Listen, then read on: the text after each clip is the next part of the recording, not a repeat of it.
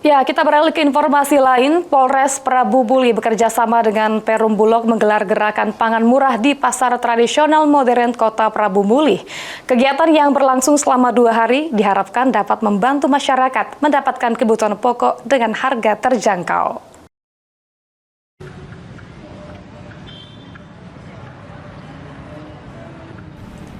Stand gerakan pangan murah yang dibuka di area pasar tradisional modern Kota Prabu Muli ramai didatangi warga.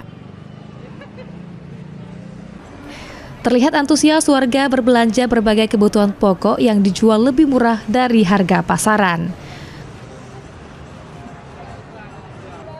Program yang merupakan hasil kerja sama Polres Prabu Muli dan Bulog menyediakan beras dan minyak goreng dengan harga subsidi di bawah harga eceran tertinggi. Rencananya program tersebut akan terus diupayakan untuk diselenggarakan secara berkala agar bisa dirasakan lebih luas oleh masyarakat di Kota Prabu Muli dan sekitarnya. Prabu Muli kegiatan gerakan pangan murah, kita bekerja sama dengan Bulog.